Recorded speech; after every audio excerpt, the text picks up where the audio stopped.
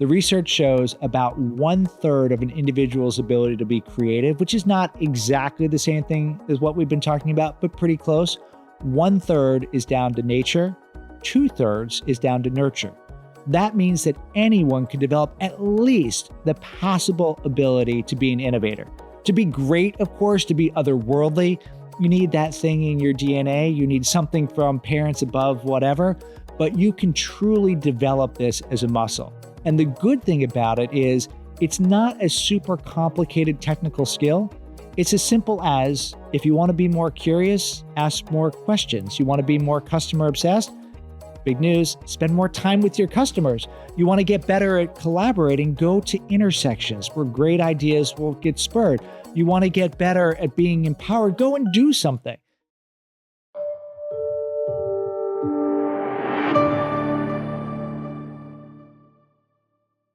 Welcome to International Business Today, where we discuss the most critical issues in international business with top academic experts and thought leaders. I'm Paula Caligiuri, a professor in the International Business and Strategy Group at Northeastern University's DeMoore McKim School of Business. Today, I am so happy to be joined by Scott Anthony. Scott is a clinical professor of strategy at the Tuck School of Business at Dartmouth College. He is a globally recognized thought leader on the topic of innovation and disruption. Scott's joining us today to talk about his 9th book, Epic Disruptions, 11 Innovations That Shaped Our Modern World. Scott, welcome to International Business Today. Well, I am thrilled to be here. Thanks for having me. So let's just start off with, what is a disruption? So let me tell you a story. My father was born in 1947. At the time, there is one computer in the world. It's huge. It weighs 20 tons. He would never see that computer in his lifetime. I was born in 1975. Now, there are tens of thousands of computers. They're smaller, they're more affordable, but still, I wouldn't see it because they're in great big corporations and centralized locations. My daughter Holly was born in 2007. Now, there are hundreds of millions of computers. They're on desktops and laptops. Of course, 2007 is the year that Apple introduces the iPhone. Today, there are billions of computers in pockets and in people's hands. That's disruptive innovation. Take things that were expensive and complicated, make them simple and affordable, change market dynamics, change the world.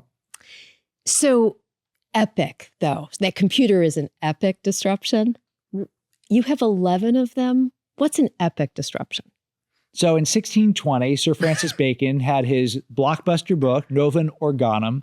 And in that book, he said there are 3 things where you can draw a line before and after. They changed the state and appearance of the entire world, he said. That was the compass, printing press, and gunpowder. That's the idea of an epic disruption. Before looks different than after. Computing is certainly one of them, powered by the transistor, which I profile in the book, and the Apple iPhone as the highlight, which also is profiled in the book. Yeah, the book is really fantastic. It's a great read. It reads a little bit like a novel. It's one everybody should purchase. It's fantastic. But you profile, so epic disruptions, things like the Model T, which I could agree, disposable diapers, and Julia Child. How did they make it to the top 3? Well, first thing, I think I should note top. Now, these are 11 stories that I picked, and there was some science involved in picking them. So the book, the term disruptive innovation, if you study its academic lineage, it traces back to research and writing of my mentor, Clayton Christensen, late great professor from Harvard Business School. 2003, he wrote a book called The Innovator's Solution. It had a compendium that had all the disruptions throughout history. And I picked from that list many of the things in the book, but some of them are there to illustrate key principles and just tell a good story. So if you want to argue something should be on the list, I'm not going to argue with you at all. It is more of a story history-ish book versus a history book, but they're there because they follow the patterns of disruptive innovation. Taking complicated and expensive things, making them simple and affordable. The disposable diaper. Giving people the gift of convenience, allowing people to not have to go to centralized locations to wash dirty diapers, allowing people to more easily go and change their baby's diapers and live very different lives. That's the pattern you see. You find ways to make things a lot easier, a lot more affordable. It drives big growth. It changes dynamics. Isn't everything disruptive these days? It is a very common criticism. If you went back in time and asked Clay Christensen, who was regarded as the most influential business thinker of his time, regrets. Regret number one, picking the very word disruption, because the word exists in the dictionary. When I say the word, there's probably an image that comes into your mind. Maybe it's a disruption while you're traveling. Maybe it's something else, whatever. And people in business, once the idea got hot, wanted to call everything disruptive. That's not right.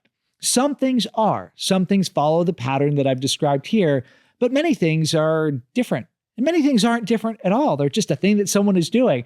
When you call everything disruptive, it really decreases the meaning of the word. So one of the things I'm trying to do in the book is let's be really clear about what actually is the sort of disruptive innovation that will really be epic, that will really change the world. You're looking for certain things. Is there a purposeful trade-off? Is there something where you say, yeah, it's not as good along some dimensions, but it brings new benefits? Think about McDonald's. When McDonald's began to break through, it was 1948. Two brothers are running a restaurant. It looks like every other restaurant in the world. They decide to do something different. They shut the restaurant down. They introduced what they called the Speedee service system. We're going to routinize. We're going to standardize.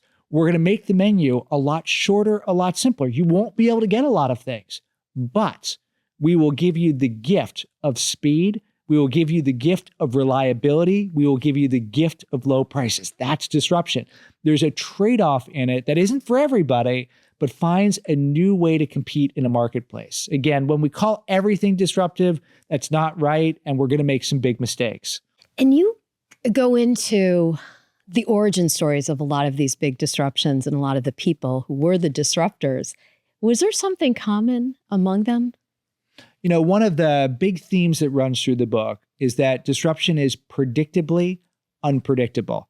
So there is not a formula for it. There's not a set of things you can tick off and say, okay, I've got it, I'm done. It's not Newtonian physics, but there very clearly are patterns. I think Julia Child, who is one of the chapters or is one of the chapters in the book that's a little unexpected, I think demonstrates some of the key patterns of disruptive innovation. First, why is Julia Child in a book about disruptive innovation? Well, if you go back to before she wrote her first cookbook, Mastering the Art of French Cooking, if you wanted to enjoy a delicious French meal, what did you do? Well, maybe there's a French restaurant in your area. Maybe there's not. Your best option might be to get on a plane and fly to Paris. Not many people could do that, of course. By making it simple and accessible, many more people could enjoy great French food. If you look at what Julia Child did, she demonstrated the behaviors that drive disruptive success. Let me highlight a couple of them. Number one, great disruptive innovators are obsessed with customers. They're trying to figure out problems customers are struggling to solve. Julia Child always planted herself in the shoes of the person looking at her cookbook. You open up a cookbook now, what do you see? Ingredients in one column, recipe in the other. It's obvious, right? Not until Julia Child did it in Mastering the Art of French Cooking. The second and last thing I'll highlight, there's more, but I'll stop after this. Second and last thing I'll highlight is Julia Child was really good at experimentation. It's not like perfect recipes emerged out of her head. It was trial and error and error and error and error and error and learning. To come up with the baguette recipe she had in Mastering the Art of French Cooking Volume 2, she had to test 30 different types of materials, use 284 pounds of flour. And that's what disruptive innovators do. And you saw that throughout all of those you profiled, right? Absolutely. The pattern is very clear. No idea emerges perfectly formed. Every idea involves trial and error experimentation. Every idea requires failure and step backs and fumbles and things that you say, this might be the end. You can go deeper in the Julia Child story. 1951, she teams up with Simca Beck and Louisette Berthold. They have an idea to create a book of recipes, French recipes for American chefs. So they start working on it. They've got a publisher. 1953, they get a second publisher. They're supposed to be done in 1954. They give the final manuscript to the publisher in 1959, only 5 years late, and the publisher rejects it. So you have, after all this work, a near-death moment, But from the ashes, they find a third publisher, Alfred Knopf. Her friend Avis Devato introduces her to Judy Jones. They published the book in 1961. The thread here is that it requires, to succeed with disruption, patience and perseverance through these kinds of setbacks. There is not a story I've studied that doesn't have something like this. Exactly what the setback will be, unpredictable. That it will happen, perfectly predictable. Well, this is interesting because we're both educators. Can we train this? Because it sounds like grit, patience, perseverance, resilience, customer-focused innovation. Can we train this? Well, the research shows very clearly that it can. So if you look at the gold standard, which of course always will be twin studies that are separated, the research shows about 1/3 of an individual's ability to be creative, which is not exactly the same thing as what we've been talking about, but pretty close. 1/3 is down to nature, 2/3 is down to nurture. That means that anyone can develop at least the passable ability to be an innovator. To be great, of course, to be otherworldly, you need that thing in your DNA. You need something from parents above, whatever, but you can truly develop this as a muscle. I've written a couple books on this. The Little Black Book of Innovation, Eat, Sleep, Innovate, both distill this, talk about the specific behaviors behind innovation success, and talk about what you can do to practice them, how you can get better at them. And the good thing about it is it's not a super complicated technical skill. It's as simple as, if you want to be more curious, ask more questions. You want to be more customer obsessed? Big news, spend more time with your customers. You want to get better at collaborating? Go to intersections where great ideas will get spurred. You want to get better at being empowered? Go and do something. None of this is radically hard to do. All of it can be taught. All of it you can see the impact of. Anyone has the ability to be an innovator if they take the time and they apply themselves. Yeah, so we can all move the needle a little bit on being a little bit more innovative and disruptive. So it sounds positive. It sounds like something we should all, as business leaders, aspire to be more disruptive or think with more of a disruptive kind of mindset. What about the dark side or the downside? Are there any concerns or risks with this constant change? Yeah, it's a great question. And it is a theme that came out of my research that actually surprised me a little bit. Look, I love disruption. I spent 25 years of my life researching it, writing it, doing it, advising around it, now teaching it. It has been my life's work. I believe in it. I believe the world is better for it. The more you study it, you see there is another side to the coin. There is a shadow that's always cast. There are competitive winners and there are losers. There are individuals who feel threatened by the change. Markets can go through a lot of turmoil. As an example, in the 1920s, there is a battle for the soul of the streets in major U.S. cities. Henry Ford had achieved his vision, the car for the great multitudes. Sales of the Model T were exploding. Problem: cities are built not for cars, but for people and for horses. And without rules, regulations, and technologies, accidents were happening, and sadly, people were dying. It took norms, things like right-of-way. It took technologies like traffic lights. It took regulations like driver's license before this messy period goes away. I think about this a lot right now. We have a lot of discussion and debate about generative artificial intelligence and other technologies. A number of people say, hands off. I'm not so sure that's the right lesson to take from history. So tell us about what lesson we should be taking from history, because I remember in your book you talked about, jaywalking and all that. So what's our version of jaywalking for generative AI? Or well, now I get to tell one of my absolute favorite stories. So I can't let the jaywalking thing go. So here's one of the things that happened in the 1920s. And you look at artificial intelligence, the so-called boomers versus the doomers, very, very similar. So you've got this big battle for the soul of the streets. There's a PR campaign that takes place as well. You've got the motorists who say the problem are the pedestrians. We're going to call them jaywalkers. Jay at the time was slang for a country bumpkin who didn't know what they were doing. And they enlisted the Boy Scouts. They gave out little cards. They said, crossing these designated areas. Well, the pedestrians fought back. They said it is the automotive drivers that are the real problem. We're going to brand them Flivver boobs. Great word, isn't it? Flivver is slang for car of the day, and boob, well, that's kind of universal. You type that into Microsoft Word today, Flivver, 2 Vs, Flivver boob, you get a little red squiggle underneath it. You know who won the battle. Ultimately, by 1924, a New York traffic magistrate said, we know 80% of the incidents are caused by pedestrians. The Flivver Boobs rule to today. And I think, again, today, you've got one side of it, which is boomers, doomers. Are we excited? Do we dread AI? And I think that will continue. I think more importantly, you have people who say, we should just let technology take care of itself. I personally think that's a horrible idea. I think that will lead to the messy middle of disruptive change taking longer and very bad things happening. What is the equivalent? I don't know the answer. This is the question to think about. What is the equivalent to the driver's license for AI? What is the equivalent to the traffic light for AI? What is the equivalent to just the norm of stopping to let cars turn in front of you for AI? These are things we should be talking about. There's a couple futurists who I really respect, Bob Johansson and Yemis Kuriko, who say, what we need is not guardrails because we don't know. We need to have bounce ropes like you have in a wrestling ring. So yeah, there are some corners that are really firm and there are boundaries, but they're flexible and we can use those boundaries in new ways. Again, what those are for smarter people to figure out, but the fact that they should exist, to me, history says is unquestionable. Yeah. Do you think the speed of disruption, though, is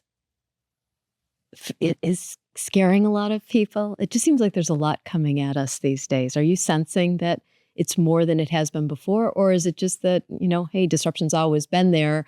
It's just we're living through this version of it and it happens to be affecting work and affecting our lives? Well, so here's the way I think about that. 25 years ago, when I first met the idea of disruptive innovation, it's a narrow niche phenomena. It applies to high technology industries, and you can find a few other examples, but they're very limited. Today, it's pervasive. So, I talked about Sir Francis Bacon and his three things that had changed the world. Those three things occurred across 2,000 years. Today, we've got additive manufacturing, augmented reality, autonomous vehicles, artificial intelligence. I'm at 4, and I've not left the letter A. So certainly, there is a pervasiveness to this. Alex Partners did a report earlier this year that said two-thirds of business leaders say that they are facing imminent disruption. It's all across the economy. It's all across the world. There's a good story behind that. There's hope and optimism, but it can also be really scary. I think there's real legitimacy to that. Yeah, it is a bit of a fear for a lot of people, the idea of change. A lot of the things you just named, though, it sounds like all change comes from Silicon Valley. Is there other places in the world? Are you seeing other places in the world where change is occurring? For sure. So, I lived in Singapore from 2010 to 2022. And of course, Singapore geologically is kind of in between India and China, two places where you see dramatic things happening. I'll comment on China for a minute. When I landed in Singapore in 2010, China was still known as the place that would do fast replication and might be innovative in how you optimize things, but you don't look for it to pioneer anywhere. Fast forward to today, if you want to see who is cutting edge for clean tech, for electric vehicles, for the use of artificial intelligence, for a lot of things going on with the mobile phone, China is the place where that is all happening. Disruption is democratizing in a very dramatic way. Silicon Valley, of course, remains very important, but you have other places that are growing very rapidly. And not to go too much into political waters, but one thing that has historically made the U.S. a very innovative place is relatively liberal by classical definition immigration policies. The research shows very clearly innovation magic happens at intersections where different backgrounds and mindsets collide. As that changes, that's going to have impact. Exactly what, nobody knows for sure, but it is an important thing for us all to watch. It certainly is. And that's, of course, at the country level, but organizations could still take advantage of the opportunities of having diversity of thought. Could we talk a little bit about that? How can organizations benefit from having more people with this disruption mindset? Yeah, for sure. So there's a few different things that you could talk about. One is organizations can be great feeding ground to come up with new disruptive ideas. One of the mistakes people make is they say, well, this is about startup companies or individual entrepreneurs. That's not true. You go and study history, many great disruptive ideas came from very large companies that are filled with bright, inventive people. Even something like the transistor, the underpinning of the modern computing and communication age, that's history traces back to Bell Laboratories, which was part of AT&T that was willing to invest in fundamental science. And there, Walter Brattain, John Bardeen, and William Shockley could do their magical work. What's required in all of this is an organization that's willing to invest. You have to put time, you have to put money behind doing different things, and an organization that recognizes the risk isn't to innovate. Many organizations think that, and they don't go and push forward. The risk is to not innovate. In a world that is changing as quickly as our world is changing, the organizations that are not pushing the frontier will fall behind. I believe right now, a great place to be is in a great big organization that thinks and acts in the right way. You see what Microsoft, for example, has done in the last decade. That could be a place where you've got all the entrepreneurial energy and you got a lot of toys you can play with. You combine them together, really cool things can happen. But how do you create that culture? So if you're not Microsoft, but you're running an organization and you wanted to have that kind of a spirit, how do you embed that into your organizational culture? So my last book, Eat, Sleep, Innovate, came out in 2020. I'll explain the title because it's not obvious when you first hear it. You eat every day, I hope. You sleep every day, I hope. I'm willing to bet if you work in a large organization, you don't innovate every day. That's not the default inside organization. So the book is about how do you create a culture of innovation? The red thread that runs through it is an organization I worked with when I was at Singapore, DBS Bank. When I moved to Singapore in 2010, it was a laggard in its local market. Today, it is recognized as the best bank, not in Singapore, but in the entire world, a digital pioneer that is innovative to its core. This taught me something really powerful. Singapore is not a place that is known for innovation, agility, and so on. This is a regulated entity in a process-obsessed country that shows how you create a culture of innovation. How do you do it? One behavior at a time. The biggest enemy you face inside organizations is the inertial pull, the way we've always done things. What DBS did was a very comprehensive program where it said, we're going to develop habits around being customer obsessed and experimental and data driven and so on. And by doing that, we will break the inertia of yesterday and push us forward to tomorrow.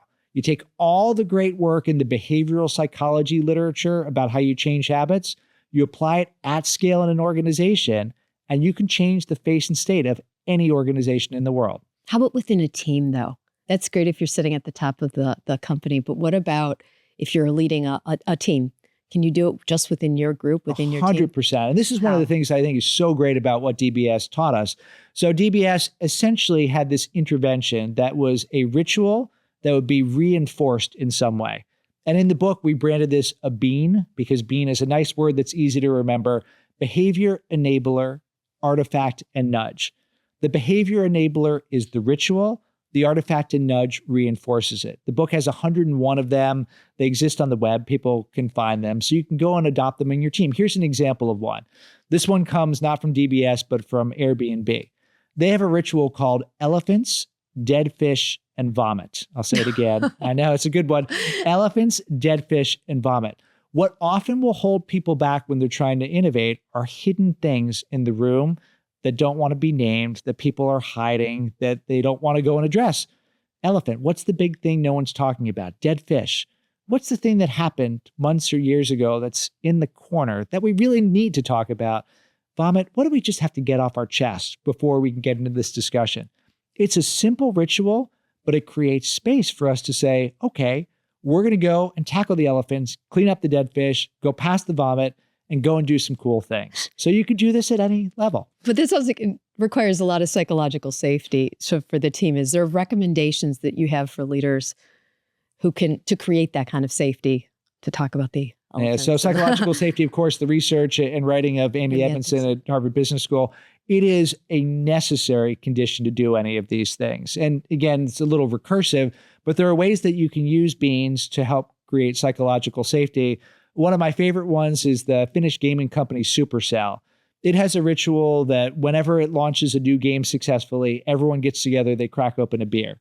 They have another ritual that when they decide they're going to stop, they decide a game's not going to make it, a game is never going to be good enough, everyone gets together, they pop open a bottle of champagne. They say, cheers to failure. The champagne bottle has a blank label. What can we learn from the effort we just did? A great ritual to encourage psychological safety because it says, when we fail in the right way, this is a celebratory thing. It's a good, not bad thing. It also says this project is done. That's really important. Many organizations tell me, I wish I could do this disruptive stuff, but I don't have the resources. When you go and look, you see they do. But those resources have succumbed to the plague of the zombie project, the walking undead, the project that everyone knows will never make it, but no one wants to put it out of its misery. When you say cheers to failure, no zombie gets spawned. So it can be a really powerful way to create, or at least help to create, that psychological safety that's so necessary for all of this. That's such a great practice too. So Scott, what piece of advice would you give our global business leaders listening to this? Just a parting piece of advice on creating this kind of a culture. So the number one thing that I've been telling people these days, to pick up a theme we've been talking about, it can be a really scary time right now. At the graduation ceremony for our business school earlier this year, our dean, Matt Slaughter, said we stand at a crossroads of extraordinary possibility. And he's an optimist by nature like me. The crossroad of extraordinary possibility, yes, there is a positive cross, but there's a negative one too. And everyone can see it, everyone can understand it. So there's lots of tension, fear, etc. How do you fight fear? You fight fear by having fun. That's the thing that I suggest people do. Go and play around with emerging disruptive technologies. One of the great gifts of my children is they provide a feedstock for me to learn about new technologies. Whether it's my 19-year-old son and learning about crypto, my 17-year-old daughter and learning about digital media, my 14-year-old son and learning about virtual worlds and so on, and my 9-year-old learning that linear television is totally dead because he watches the most bizarre set of things on TV, a whole different thing. But play, get your hands dirty, get in the robo-taxi, do different things with AI, experience it. And when you experience it, you begin to see that this is actually pretty cool and amazing things can happen. And don't be scared. Absolutely. So where can we find Epic Disruptions? So there is a website, of course, epicdisruptions.com, that's got an overview of the book, links to where to buy it. It's in all major book channels and so on, and then some companion material around it. I live social media-wise on LinkedIn. So Scott Anthony, you can find me on LinkedIn. Terrific. Scott, thank you so much for being on International Business Today. It's my pleasure. Thank you very much. To our listeners, thank you for joining us for this episode of International Business Today. If you enjoyed this episode, don't forget to hit the subscribe button. Please know that your 5-star reviews mean the world to us, helping others discover the show.